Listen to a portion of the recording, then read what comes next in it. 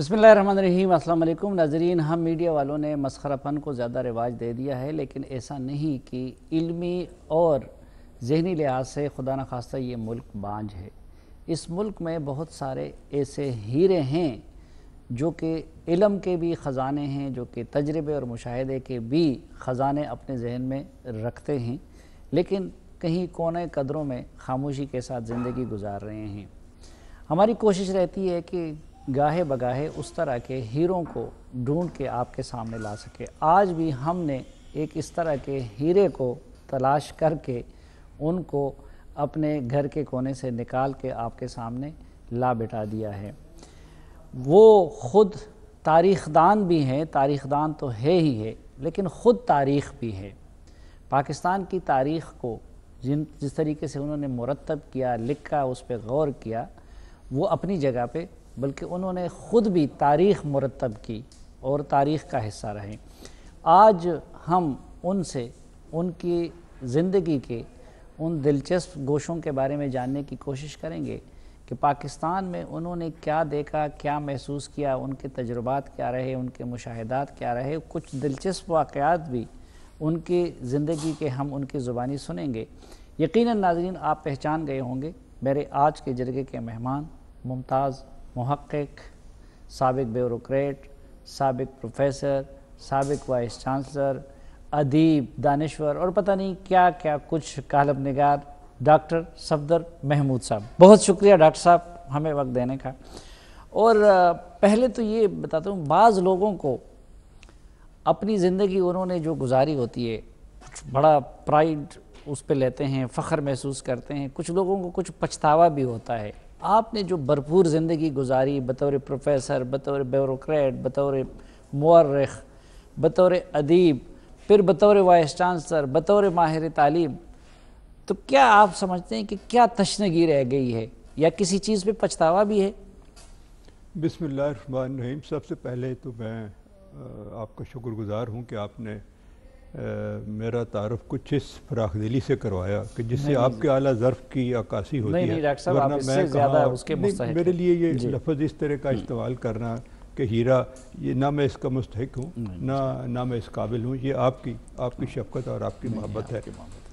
बात यह है साफ़ी साहब कि मैंने ज़िंदगी का आगाज़ गवर्नमेंट कॉलेज लाहौर से एज ए लेक्चर किया। वहीं से मुकाबले का इम्तिहान दे के मैं सर्विस में आ गया। सर्विस में बेपनाह हुकूमतें देखी, बेपनाह हुक्मरान देखे। जूनियर लेवल पर तो आपका हुक्मरानों से डायरेक्ट पाला नहीं पड़ता, लेकिन सीनियर लेवल पर आप हुक्मरानों की हुक्मरानी में शरीक हो जाते हैं, इसलिए कि आप एक लिहाज से फ़ैसला साजी के हिस्सा होते हैं।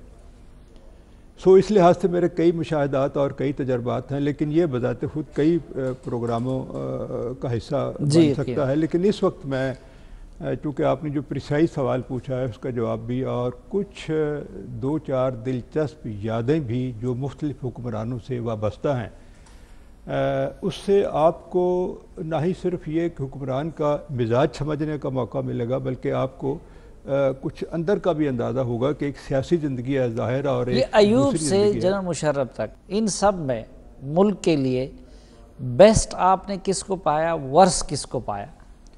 असल में ये बड़ा मुश्किल सवाल है कि अच्छा ज़रा आसान कर लेते हैं। और भी अयूब दौर की सबसे बड़ी खूबी क्या थी और खामी क्या थी? सबसे बड़ी खूबी सनती और मुआशी तरक्की थी, इस्तेहकाम था, जिसको मिस फातिमा जनाब मादर मिल्लत कब्रिस्तान की खामोशी से ताबीर करती थी। और सबसे बड़ी ख़राबी जमहूरियत का कत्ल था। सबसे बड़ी ख़राबी राय आमा और आवाम की आवाज़ को बहुत बुरी तरह दबा देना, क्रश कर देना, कुचल देना था। उनको पावर से बिल्कुल अलग कर देना था। सानिया मशरिक़ी की पाकिस्तान पे ये किताब भी आपने लिखी कि पाकिस्तान क्यों टूटा। लोग ये कहते हैं कि जी पाकिस्तान तोड़वाने की बुनियाद रखी गई अयूब के दौर में या अयूब की पॉलिसियों ने रखी। आप इससे इत्तेफाक करते हैं? खासी हद तक। ٹھیک بات یہ ہے کہ اگر وہ اس دستور کو نہ توڑتے تو ایسٹ پاکستان الگ نہ ہوتا، چونکہ دستور سازی ایک بہت بڑا میجر پرابلم تھا۔ جب اس پہ کنسنسس ڈیولپ ہو چکا تھا، اس کے بیسک اصولوں پہ کمپرومائز ہو چکا تھا، اس کو تسلیم کیا جا چکا تھا، تو وہ دستور کسی نہ کسی انداز سے چلتا رہتا، اور اس میں ایسٹ پاکستان کو بھی اتنی ہی پارٹیسپیشن ملتی جتنی ویسٹ پاکستان کو حاصل تھی، ان کو بھی اقتدار میں آپ اتنا ہی موقع دیتے تو پھر یہ موقع شاید کبھی پیدا نہ ہوتا۔ اس لحاظ سے ایوب خان ہیں جو سب سے پہلا ظلم کیا وہ اس دستور کو توڑنا تھا، جس کی پھر بڑی لانگ رینج ریپرکشنز ہیں۔ اچھا، جب آپ موازنہ کرتے ہیں یا ذمہ داری کے تعین کرتے ہیں، بیلنس شیٹ بناتے ہیں بھٹو اور یحییٰ میں، تو ثانیہ مشرقی پاکستان کے لحاظ سے آپ بھٹو اور یحییٰ میں کس کو زیادہ ذمہ دار قرار دیتے ہیں؟ یار یہ اگین بڑا نازک سا بڑا پیچیدہ سا سوال ہے۔ بات یہ ہے کہ یحییٰ خان بنیادی طور پر ایک آرمی ڈکٹیٹر تھا جس میں سیاسی بصیرت نام کی کوئی چیز موجود نہیں تھی۔ ٹھیک، وہ نہ رائے عامہ کے مسائل کو سمجھتا تھا اور نہ اس کو یہ اندازہ تھا کہ اس کی مارچ کے آرمی ایکشن کا یا باقی معاملات کا رد عمل کیا ہوگا۔ اختیار کس کے پاس تھا؟ یحییٰ خان کے پاس۔ فیصلے وہ کر رہا تھا۔ یہ ضروری نہیں تھا کہ وہ بھٹو کے ہر مشورے پہ عمل کرتا، لیکن بھٹو پہ یہ ذمہ داری عائد اس لحاظ سے ہوتی ہے کہ بھٹو نے میری چھوٹی سی بات، میرے نزدیک بھٹو نے اس پروسیس کو، اس عمل کو جو ایسٹ اور ویسٹ پاکستان کے درمیان دوری پیدا کر رہا تھا، تیز کیا۔ اس کی ذمہ داری یہ ہے کہ اس نے ایکسلریٹ کیا، اس نے اس گیپ کو برج کرنے کی کوشش نہیں کی، اس نے اس موقع سے فائدہ اٹھانا چاہا، اور وہ پھر یحییٰ خان کا لاڑکانہ جانا اور شکار کی باتیں اور ویسٹ پاکستان کی باتیں وغیرہ وغیرہ وہ آپ کے سامنے ہے۔ یحییٰ خان ہماری اس تاریخ میں ایک ویلن کے طور پہ ہمیں نظر آتے ہیں، ان کی ایک دو خوبیاں، وہ ایک خالصتاً پروفیشنل سولجر ٹائپ آدمی تھے۔ سیاسی حکمرانی کے وہ بالکل یحییٰ خان اہل نہیں تھے، نہ ان کو سیاست میں آنا چاہیے تھا، لیکن انہوں نے خود ایوب خان کے خلاف ایک بڑی گھمبیر سازش کی، اور میرے پاس اس بات کے شواہد موجود ہیں کہ ایوب خان کو آخری دنوں میں مایوس کرنے میں، اقتدار سے علیحدگی اختیار کرنے میں یحییٰ خان کی سازش نے بڑا اہم رول ادا کیا۔ یہ لوگ تو صرف یہ کہتے ہیں نا بھاشانی گراؤ جلاؤ، ریلوے اسٹیشن لاہور کو آگ لگاؤ، وہ اس کے اشارے پہ ہو رہا تھا یحییٰ خان کی، اس میں تو کوئی شبہ نہیں، اس میں کوئی شبہ نہیں۔ یہ باہر سے جو ایک پریشر بلڈ اپ کر رہا تھا ایوب خان پر یحییٰ خان، وہ اپنی جگہ، اور وہ کتابوں میں اس کا ذکر بھی آ چکا۔ خود ایوب خان کے جو قریبی لوگ تھے، جن میں ہمارے الطاف غور صاحب بھی شامل ہیں، انہوں نے بھی ذکر کیا ہے۔ لیکن مجھے کچھ ایسے واقعات بھی سننے کا موقع ملا اس زندگی کے سفر میں جو ان کے پیور ذاتی ہیں۔ مثلا غلام محمد پرویز، ان میں کچھ بتا دیجیے۔ مثلا غلام محمد پرویز بیٹھے ہوئے تھے ایوب خان کے پاس، جب ان کو چٹ جاتی ہے ایوب خان کے پاس as a president of Pakistan, یہ ان کے آخری دنوں کی بات ہے، چٹ جاتی ہے کہ جناب وہ پورے ملک میں آگ لگ گئی، فلان جگہ اتنی ہڑتالیں، فلان جگہ یہ ہو رہا ہے، فلان جگہ یہ ہو رہا ہے، چونکہ یحییٰ خان اور اس کے جو ساتھی اور اس کے جو دوست تھے وہ ان چیزوں کو پس پردہ وہ تھے، یہ ایک کلچر پیدا کرنے میں کہ ایوب خان مجبور ہو کر استعفیٰ دے دے۔ چنانچہ وہ غلام پرویز کہتے ہیں کہ جی میں نے دیکھا کہ چٹ آئی ہے، اور میں نے جب پریزیڈنٹ صاحب دیکھ چکے تو انہوں نے مجھے پڑھ کے سنائی۔ اب یہ سارے کا سارا فیڈ بیک جو تھا یہ آرگنائز تھا، ایک منظم طریقے سے ایوب خان کو اقتدار سے علیحدہ کرنے کی سازش تھی، اس کو ایک مایوس کر کے۔ ایوب خان محب الوطن تھا، پاکستان سے محبت کرتا تھا، اس لیے ان کو اس باتوں سے بڑی تکلیف ہوتی تھی کہ میں نے جو معاشی ڈھانچہ بنایا ہے وہ میری آنکھوں کے سامنے تباہ ہو رہا ہے۔ تو یہ ایک طریقہ تھا اس کو علیحدہ کرنے کا جس میں وہ کامیاب ہو گیا۔ تو مطلب یہ ہے میرا کہنے کا کہ یہ جس طریقے سے انہوں نے پریشر یحییٰ خان اور بھٹو دور کے کچھ دلچسپ واقعات۔ بات یہ جی کہ یحییٰ خان کے زمانے کے تو مجھے واقعات کا اس لیے زیادہ علم نہیں کہ ایک تو میں جونیئر لیول پہ تھا، اور دوسرا یہ کہ یحییٰ خان صرف 2 سال اقتدار میں رہا، اس کے بعد جو ان کا حشر ہوا وہ آپ کے سامنے ہے، جو انجام ہوا وہ بھی آپ کے سامنے ہے۔ بھٹو صاحب کے دور میں بھی مجھے بھٹو صاحب تک تو رسائی نہیں تھی، لیکن اتفاق سے مجھے اس وقت ایک دو چھوٹی چھوٹی باتیں یاد آ رہی ہیں۔ جی جی، میں ایک ایسے محکمے کا سربراہ تھا جہاں کیبنٹ کی سمریز اور کیبنٹ کے فیصلے بالآخر فائل ہونے کے لیے آخر میں آیا کرتے تھے، تو مجھے وہ بعض کا سمریز پڑھنے کا یا دیکھنے کا اتفاق ہوتا تھا جو مختلف وزارتوں کی طرف سے بھٹو صاحب کو پیش کی جاتی تھی، اور پھر اس پہ وہ اپنا بیورا کارڈ کرتے تھے، اور پھر اس کے بعد وہ واپس آ جاتی تھی سمری وہاں فائل ہونے کے لیے، اس پر جو بھی عمل ہونا ہے وہ وزارت کرتی تھی۔ مجھے ایک بات نے ہمیشہ بڑا امپریس کیا کہ Bhutto was a very keen reader, and ان کی سپیڈ جو تھی وہ بڑی تیز تھی۔ سمری گئی ہے 2.5 صفحے کی، بھٹو صاحب ایک سیکنڈ میں اس کو گو تھرو ہو جاتے، تو لگتا تھا کہ انہوں نے کوئی ریڈنگ کا کورس کیا ہوا فاسٹ ریڈنگ کا، وہ یوں پڑھتے تھے اور 5 منٹوں میں ان کو ساری بات سمجھ آتی تھی۔ اچھا، نظر کا عالم یہ تھا کہ بعد ازاں بھٹو صاحب کے آخری دور میں انٹیلیجنس بیورو میں تھا، کوئی 1.5 سال ان کے دور میں اور کوئی 1.5 سال ضیاء الحق کے دور میں نے یہ دونوں دور دیکھے۔ یہ ٹرانزیشن میری آنکھوں کے سامنے کا ڈرامہ ہے یا واقعہ ہے یا ثانیہ ہے، جس کو آپ جو جی چاہے کہہ لیں۔ تو میں یہ عرض کر رہا تھا کہ مجھے خود یاد ہے کہ میں جب انٹیلیجنس بیورو سے بعض اوقات سمری بھیجتا تھا جو میرے سگنیچرز کے انڈر ڈی آئی بی، اس زمانے میں ڈی آئی بی ہوتا تھا، ڈی جی نہیں ہوتا تھا، ڈی آئی بی کے ذریعے پرائم منسٹر کے سیکریٹری کے ذریعے پرائم منسٹر کو جاتی تھی۔ جب وہ واپس میرے پاس آتی تھی تو میں یہ دیکھ کر پریشان ہو جاتا تھا کہ ایک بار ایک سمری میں ایک لفظ کے سپیلنگ غلط گئے۔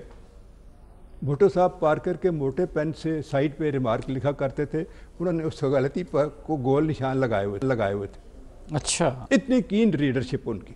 نمبر 2 یہ کہ بھٹو ڈیسیشن میکنگ میں ویری کوئک، ویری پرامپٹ، بہت تیز تھے، فیصلہ جلد از جلد کرتے تھے، ذہنی طور پہ بڑے الرٹ آدمی تھے، انرجی اللہ نے بہت دی تھی، رات کو سونا ہے، نیند بھی شاید ان کو نہیں آتی تھی یا کم آتی تھی، چنانچہ وہ فائلیں اور یہ اس طرح کے جو فیصلے تھے یہ بڑی جلدی کر کے فائلیں واپس آ جاتی تھی۔ آج سمری بھیجی، 3-4 دن کے بعد واپس ان کے اپنے ریمارک کے ساتھ، مثلاً ایک سمری یاد آ گئی۔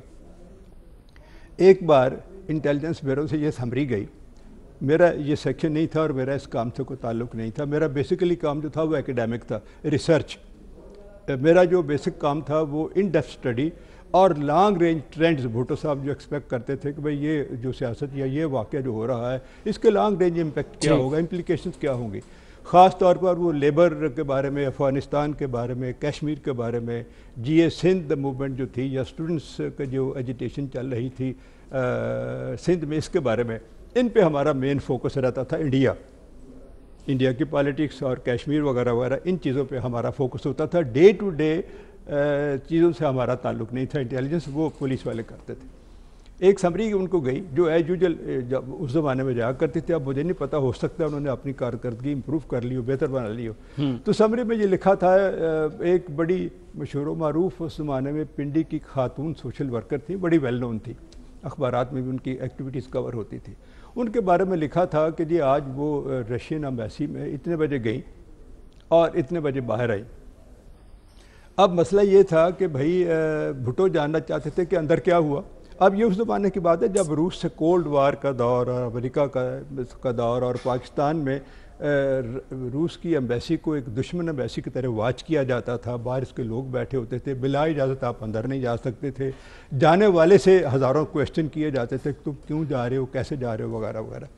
تو بھٹو صاحب نے جب یہ دیکھا کہ اس میں کوئی کام کی بات تو ہے نہیں، تو سائٹ پہ لکھا کہ I thought she was too old.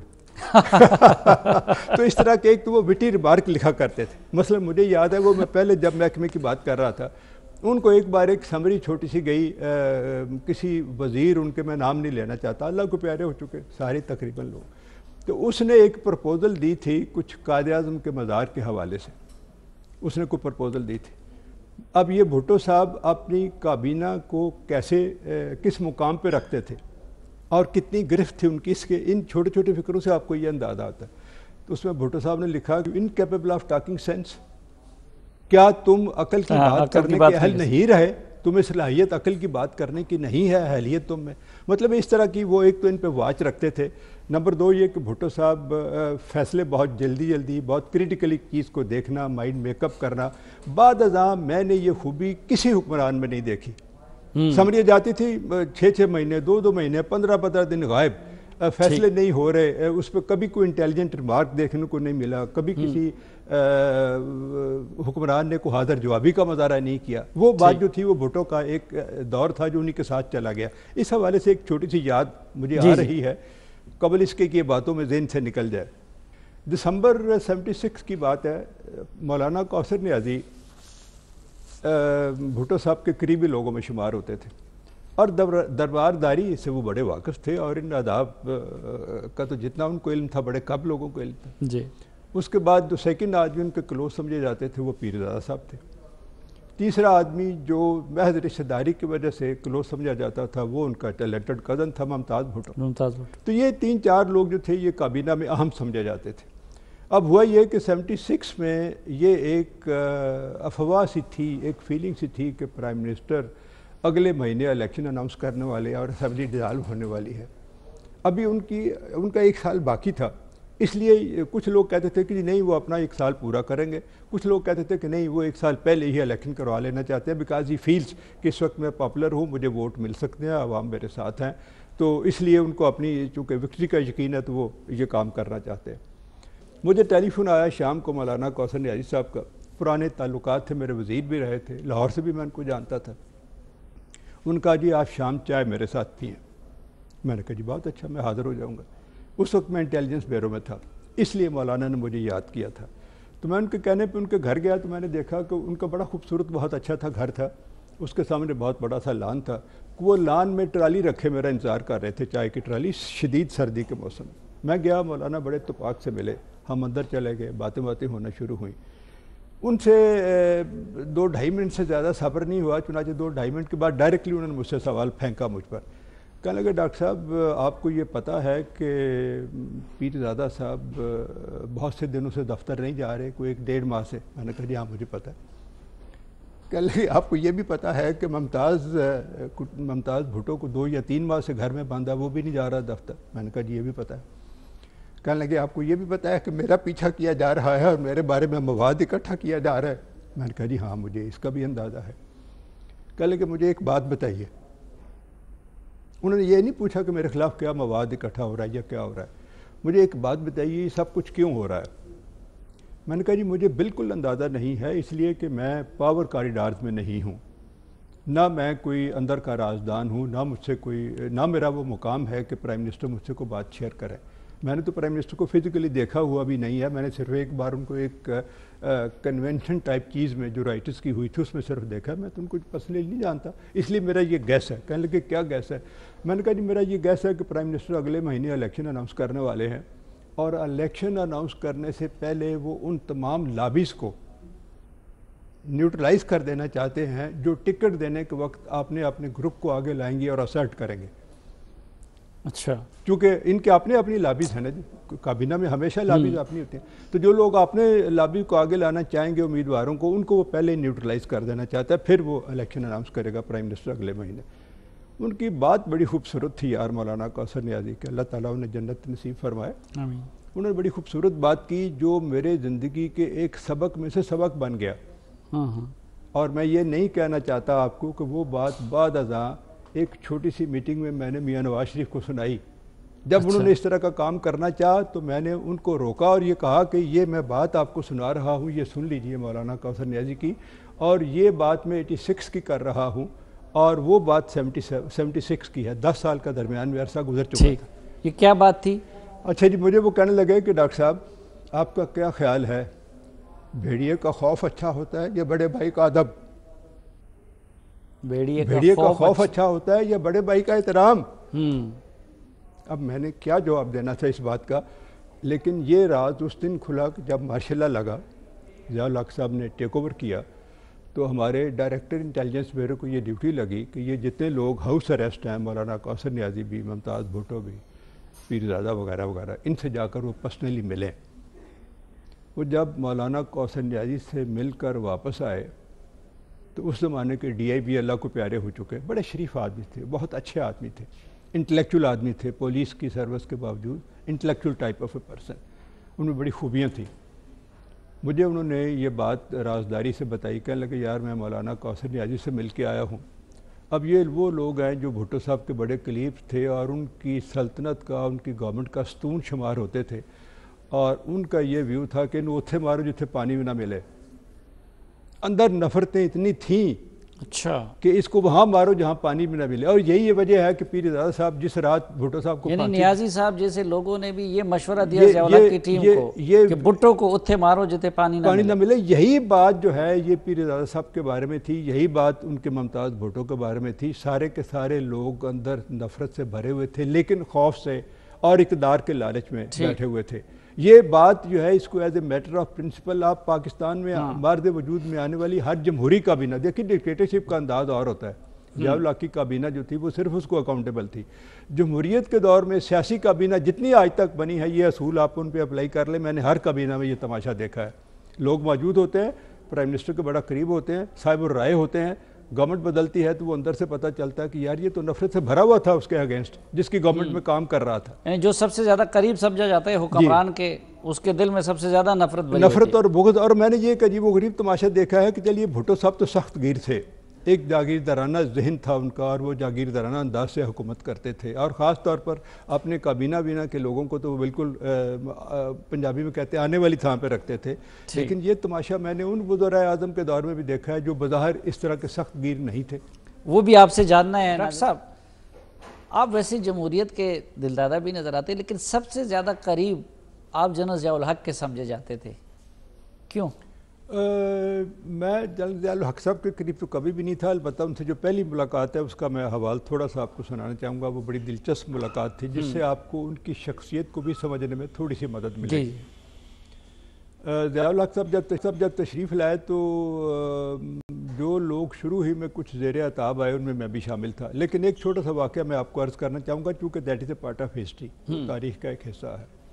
ہوا یہ کہ جب ضیاء الحق صاحب تشریف لائے تو میں انٹیلیجنس بیورو میں تھا, اور ایک دن یہ حکم آیا کہ جی ضیاء الحق صاحب نیب کے بارے میں کوئی نیشنل عوامی پارٹی کے بارے میں کچھ فیصلہ کرنا چاہتے, کیونکہ آپ کو پتہ اپنے بھٹو صاحب کے دور میں اس پہ پابندی لگی, سپریم کورٹ اس پر بین لگا چکی تھی, اور حیدرآباد ٹریبونل جو تھا وہ اپنا کام دکھا رہا تھا, کیس چل رہا تھا.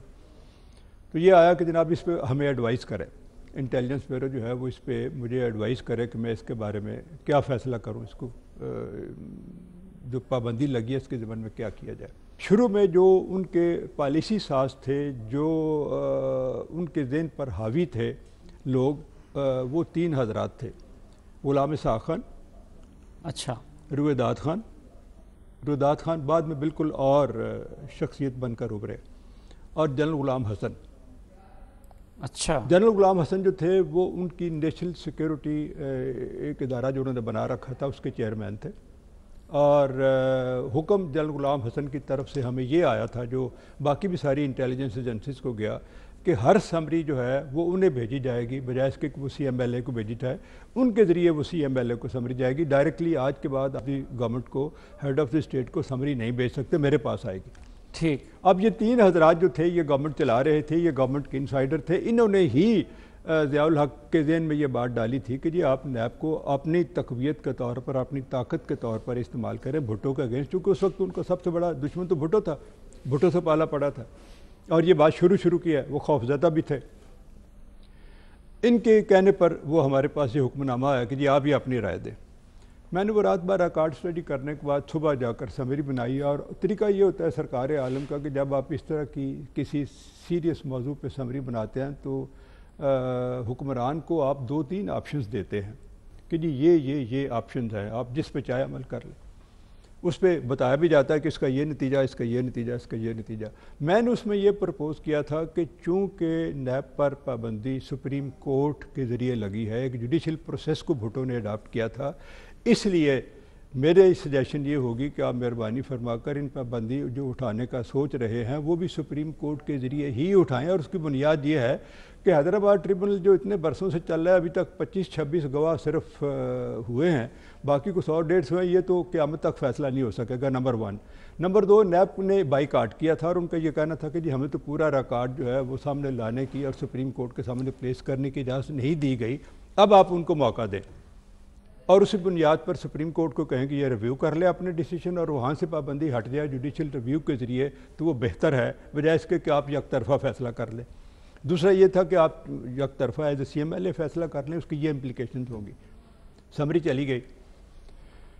دوسرے یا تیسرے دن صبح میں نے اخبار اٹھایا تو سرخی یہ تھی کہ ضیاء الحق صاحب نے نیب سے پابندی اٹھا لی, ولی خان کو اور ان کے دوست ساتھیوں کو یہ سرخی تھی, حب الوطنی کا سرٹیفکیٹ دے دیا کہ یہ محب الوطن لوگ ہیں. اچھا, ہو گئی بات. اخبار کی باقاعدہ یہ سرخیاں تھی, پابندی ہٹ گئی, اور ان کو یہ تھا کہ جو ان کو محب الوطن قرار دے دیا وغیرہ وغیرہ, چونکہ ضیاء الحق صاحب کا یہ سٹیٹمنٹ تھا. اچھا جی, اگلے دن نہیں 3-4 دن ٹھہر کے مجھے ڈائریکٹر انٹیلیجنس بیورو نے بلایا, کہنے لگے کہ ڈاکٹر صاحب کچھ گڑبڑ ہے. میں نے کہا جی کیوں, کیا ہوا؟ کہنے لگے کہ آج مجھے ضیاء الحق صاحب نے ویکلی بریفنگ کے لیے بلایا تھا اور اس میں انہوں نے مجھے جاتے شکایت کی کہ میں نے آپ سے نیب کے بارے میں رائے مانگی تھی, آپ نے کوئی اوپینین نہیں دی. میں نے کہا جی میں نے تو وہ جنرل غلام حسن صاحب کو سمری اسی دن بھجوا دی تھی. کہنے لگے ہاں میرے پاس تو وہ نہیں آئی, تو آپ نے ان کو کیوں بھیجی, مجھے کیوں نہیں بھیجی؟ کہنے لگے میں نے کہا جناب یہ ان کی طرف سے انسٹرکشن ہے as a head of the national security council کہ ہر سمری میرے تھرو جائے گی. یعنی ہماری ایڈوائس ضیاء الحق تک پہنچی ہی نہیں. جنرل غلام حسن نے وہ سمری روک لی اور ہمارا مشاہدہ یہ تھا کہ اس وقت جنرل رویداد اپنے ساری رویداد خان, اگر آپ کی سمری پہنچتی تو اس وقت پھر اس کو محب وطن ڈکلیئر نہ کیا ضروری جاتا. نہیں کہ وہ ہماری رائے مانتے, لیکن یہ ایک آپشن تو ذہن میں آتی کہ یار اس کو سپریم کورٹ کے ذریعے جوڈیشل پروسیس کے ذریعے پابندی لگی, اسی کے ذریعے اس کو ہٹواؤ. بہرحال کہنے کا مطلب یہ تھا کہ اندر جو لوگ بیٹھے ہوئے تھے, یہ 3 حضرات جن کے میں نام لے رہا ہوں, ان سب کے رشتہ دار, ایک کا داماد, باقیوں کے بھتیجے بھانجے بھائی, سب کے سب نیب کے آفس بیرر تھے. And they had a soft corner for them. انہوں نے یہ ساری کی ساری سچویشن مینیپولیٹ کی تھی.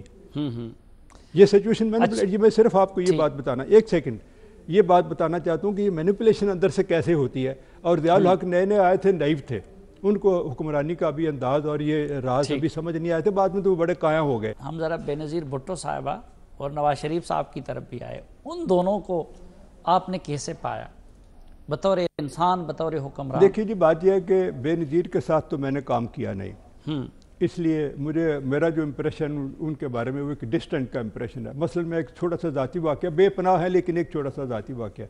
میں نے اس زمانے میں دی نیوز میں ایک آرٹیکل لکھ دیا جو ایکسٹراویگنس کے بارے میں تھا کہ حکومت کس طرح فضول خرچی, اور یہ کہ پرائم منسٹر جاتی ہے یو این او کی میٹنگ میں پورا جہاز بھر کے 200 لوگوں کا, اور پھر نیو یارک پہنچنے سے پہلے امبیسڈر کو حکم ہوتا ہے کہ جی وہاں وہ میکڈونلڈ کے ہارٹ برگر جو ہیں وہ جہاز میں پہنچائے جائیں وغیرہ وغیرہ, وہ ٹرالی آتی ہے. اس طرح یہ روپیہ برباد کر رہے ہیں. مہاتیر آتا ہے تو وہ ایک ملٹری سیکٹری کے ساتھ فقط پرائیویٹ کسی روٹ سے کسی پرائیویٹ ایئر لائن پہ نہ کوئی جہاز بک کروا کے آتا ہے, نہ مہنگے ہوٹلوں میں ٹھہرتا ہے. اس پہ بے نظیر صاحبہ نے لیا نوٹس اور میری ایکسپلینیشن کال ہو گئی شروع, اور مجھے کہا گیا کہ تم بتاؤ تمہیں نوکری سے کیوں نہ نکالا جائے.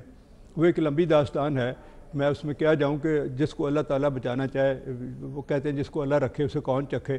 ان کی پروسیڈنگ جاری تھیں کہ ان کو حکومت سے نکال دیا گیا. لیکن اب ایک دوسرا آسپیکٹ سن لیجئے. بے نظیر میں یہ ایک بہت بڑی ود ان کامرز کہہ لیجئے خوبی تھی کہ وہ کرٹیسزم یا نوٹ آف ڈسینٹ کو, اختلاف کو بالکل برداشت نہیں کرتی تھی. یہ جمہوری لوگ تھے, جمہوریت کی باتیں کرتے تھے, لیکن اندر سے مزاج جو تھا وہ بالکل اپنے آپ کو حرف آخر, اپنے آپ کو عقل کل سمجھنے والا, کوئی ڈسینٹ, کوئی اختلافی نوٹ وہ برداشت نہیں کرتے تھے. یہ سب لوگ, سب کا ایک خاص مزاج تھا, اور اس کی وجہ شاید یہ تھی کہ ان کی کوئی سیاسی ٹریننگ ٹھیک طریقے سے نہیں ہوئی تھی. کچھ چیزیں آپ اپنے فیملی کلچر سے گھر سے انہیرٹ کرتے ہیں. اب ظاہر ہے بے نظیر نے بہت سی چیزیں اپنے باپ سے انہیرٹ کی, سندھ کے کلچر سے کی, اپنی ان کی مخصوص. یہ نواز شریف کے بارے میں بھی یہ مشہور ہے کہ وہ بھی اختلاف برداشت نہیں کرتے. ایک سیکنڈ اس کا میں دوسرا پہلو آپ کو بتا لوں. اب بے نظیر وزیر اعظم نہیں رہی, اور ایک وہ سٹیج آئی کہ وہ ایک طرح کی ایک سڑکوں پہ موومنٹ چلا رہی تھی, ایجیٹیشن ان کی ایک طرح کی جاری تھی. تو وہ میرے ایک بڑے قریبی عزیز, میرے ایک فرسٹ کزن, ان کے جن کے ان کے ساتھ بڑے قریبی تعلقات تھے, وہ ان کے گھر دعوت پہ گئی. اب یہ میرا فرسٹ کزن مجھے بتا رہا ہے کہ جب بے نظیر گھر میں انٹر ہوئی تو ٹیلی ویژن چل رہا تھا, اور ٹیلی ویژن پہ ایک ٹی وی پروگرام چل رہا تھا جس میں تم جنرل مشرف کے بارے میں کوئی لمبی چوڑی تقریر کر رہے تھے اور اس کے گورنمنٹ پہ کرٹیسائز کر رہے تھے. شروع کی یہ بات ہے.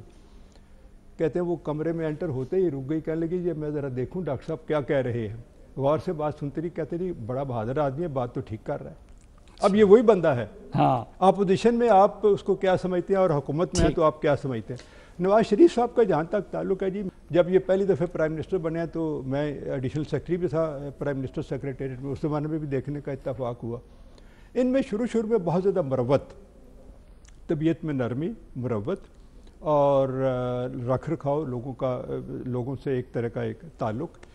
اور ایک بات جو اس زمانے میں نے بہت دیکھی, یعنی بدرجہ اتم دیکھی, وہ یہ تھی کہ یہ جب بھی تنہا ہوتے تھے یا میرے ساتھ کبھی کوئی گفتگو ہوتی تھی تو میں محسوس کرتا تھا کہ اس شخص میں قوم کی خدمت کرنے کا جذبہ ہے. پوچھتے تھے کہ یار کیا کرنا چاہیے, اس کو کیسے کریں, کرپشن کو کنٹرول کیسے کریں. کرپشن کے حوالے سے ایک واقعہ یاد آ گیا.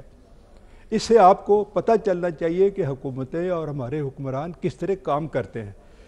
ایک دن مجھ سے یہ گفتگو کرتے ہوئے انہوں نے کہا کہ یہ کرپشن کو کیسے ختم کریں ڈاکٹر صاحب، یہ بہت بڑا مسئلہ ہے۔ نواز شریف صاحب نے کہا؟ جی، میں میاں نواز شریف صاحب کی بات کر رہا ہوں as a chief minister.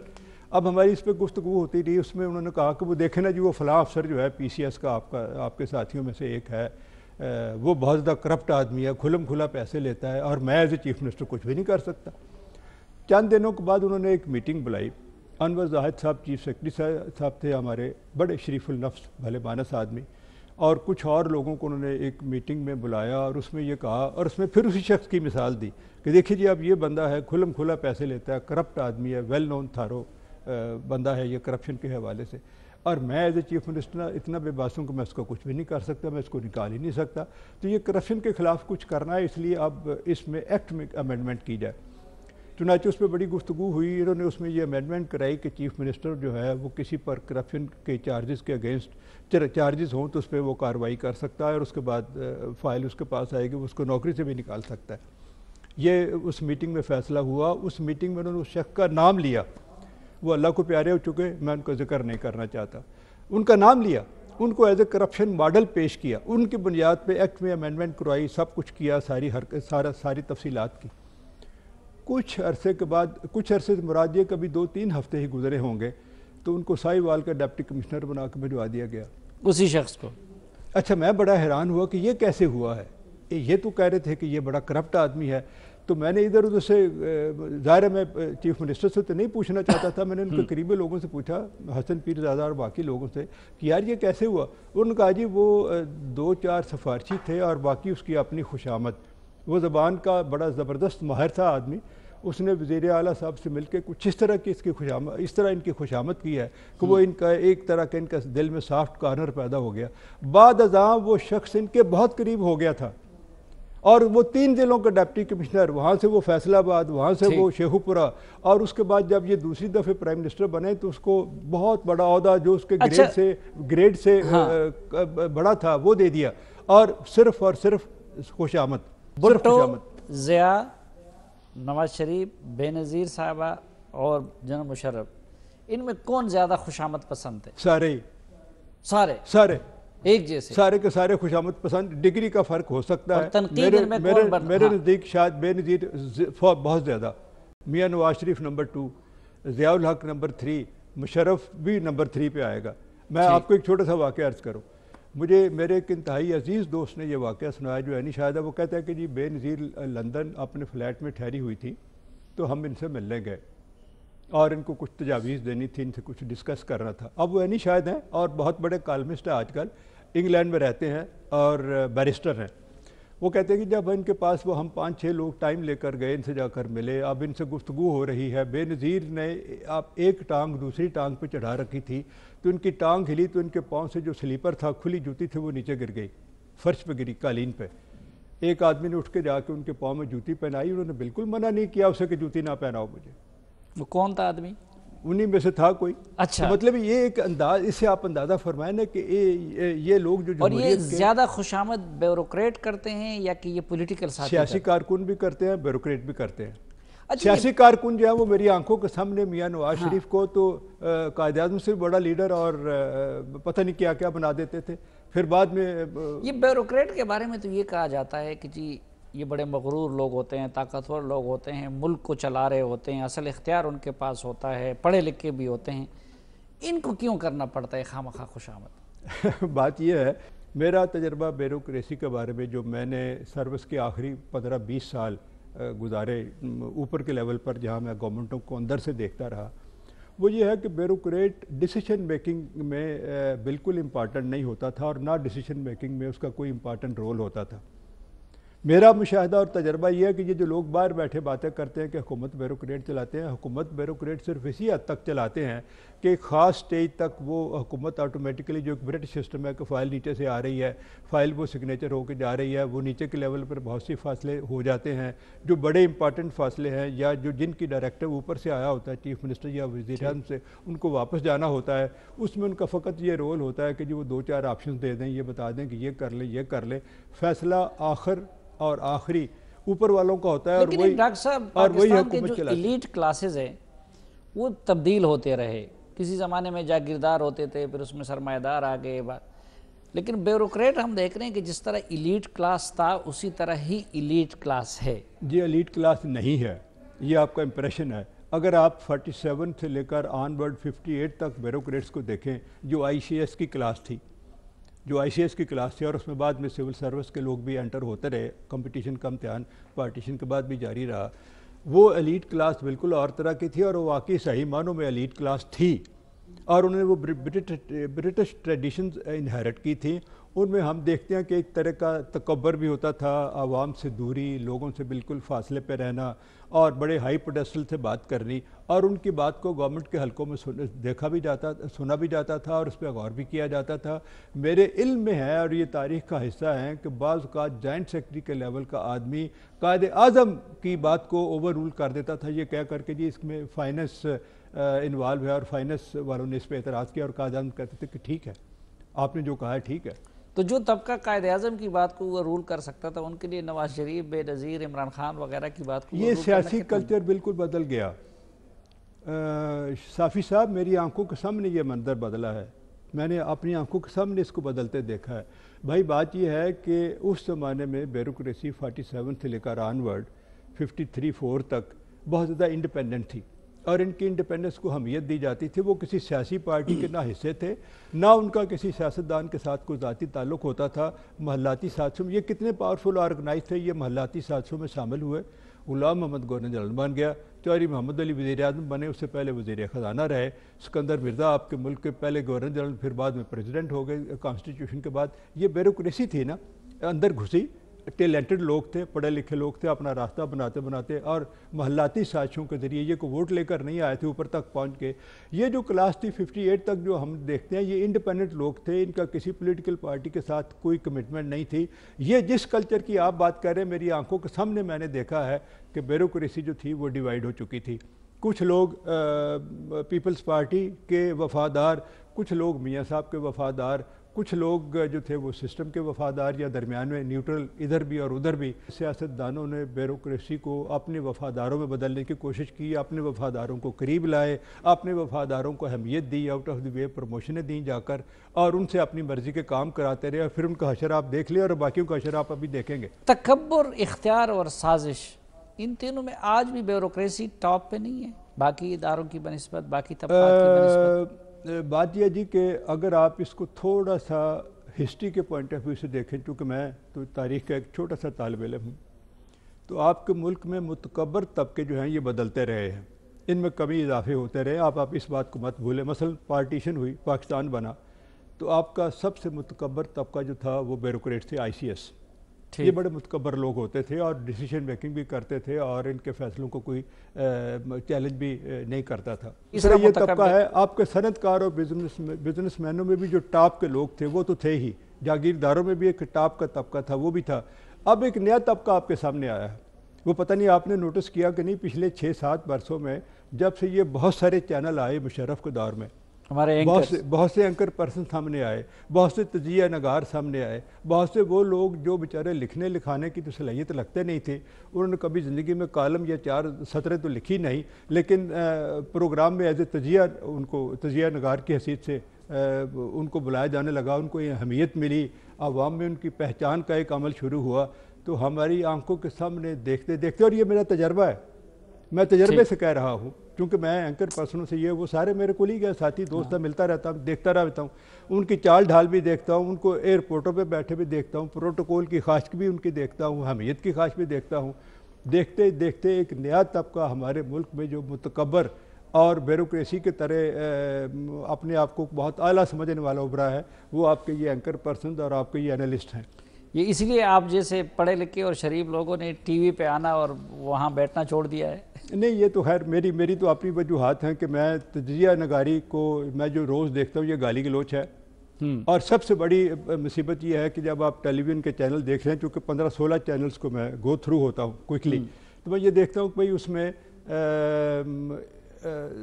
Independent رائے یا ایسی رائے جس کی آپ کی انفارمیشن میں اضافہ ہو، یا آپ کی کوئی ذہنی تعمیر میں اس کا کوئی کردار ہے، وہ نظر نہیں آتی. جو پارٹی کے لوگ ہوتے ہیں ان بیچاروں کا ضمیر تو پارٹی لیڈر کے پاس ہوتا ہے، وہ خود وہاں ٹی وی پہ تشریف لاتے ہیں اور ان کو پتہ بھی ہوتا ہے کہ وہ جھوٹ بول رہے ہیں، جھوٹی تعریف کر رہے ہیں، لیکن وہ کر رہے ہوتے ہیں۔ انالسٹوں کے بھی اپنی اپنی وفاداریاں ہیں، اپنے اپنے گروہ ہیں، اس لیے بھائی وہ جو کہ انڈیپینڈنٹ رائے ہوتی ہے، ایکیڈیمک رائے ہوتی ہے۔ ڈاکٹر صاحب آپ نے درست کہا، اس مسئلے کا حل کیا ہے؟ کیسے میڈیا کو صحیح ٹریک پہ لایا جائے؟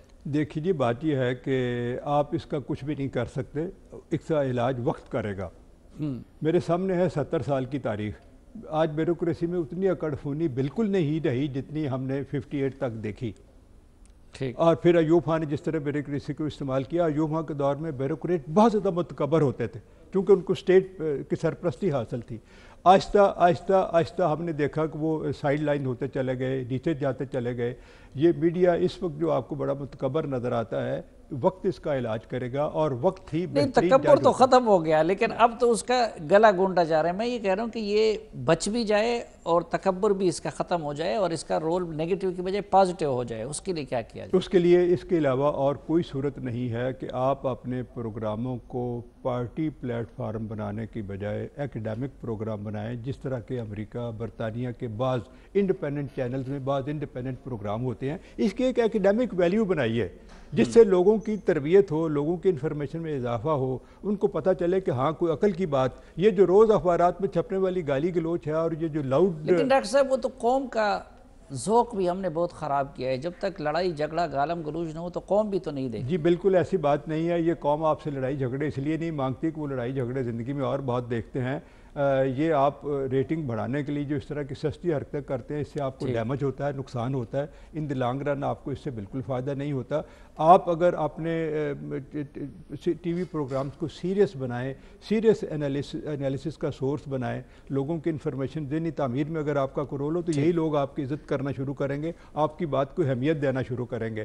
لیکن یہ جو آپ بات کرتے ہیں تکبر کی، میں آپ سے بالکل متفق نہیں، چونکہ میں ہر روز آپ کے لوگوں کو دیکھتا ہوں اور مجھے ان میں تکبر نظر آتا ہے آپ کے اینکر پرسنوں میں، جو اپنے آپ کو بہت زیادہ امپارٹنٹ اور بڑا متکبر سمجھنے لگے، اس لیے کہ وہ پرائم منسٹر کی بھی ضرورت ہے، وہ حکومتوں کی بھی ضرورت ہے، اپوزیشن کی بھی ضرورت ہے، اور جو انڈیپینڈنٹ آپ کے یہاں بہت بڑے بڑے روسا اور صنعتکار ہیں ان کی بھی ضرورت ہوتی ہے۔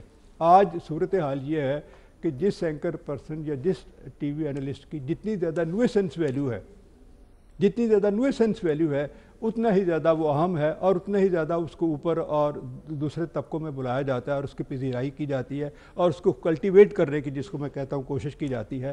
اس کا علاج وقت ہے۔ یہ وقت بڑا ظالم ہے، وقت گزرنے دیجئے، آہستہ آہستہ آہستہ باقی طبقوں کی طرح، جس طرح آج آپ کے ہاں صنعت کار اور جاگیردار اتنا پاورفل نہیں رہا اور اتنا کڑفو نہیں رہا جتنا ہوا کرتا تھا، یہ بھی اپنے آنے والی تھام پہ آ جائیں گے۔ But let the time take its own course, وقت کو بدلنے دیجئے، یہ وقت کا دھارا جو ہے ان کو بدلے گا۔ ناظرین، ڈاکٹر صفدر محمود صاحب کے ایک بار پھر شکریہ کے ساتھ اور اس توقع کے ساتھ کہ پروگرام سے متعلق اپنی رائے سے آپ ہمیں آگاہ کرتے رہیں گے، آج کے اس خصوصی جرگے سے اجازت چاہتا ہوں۔ اللہ حافظ۔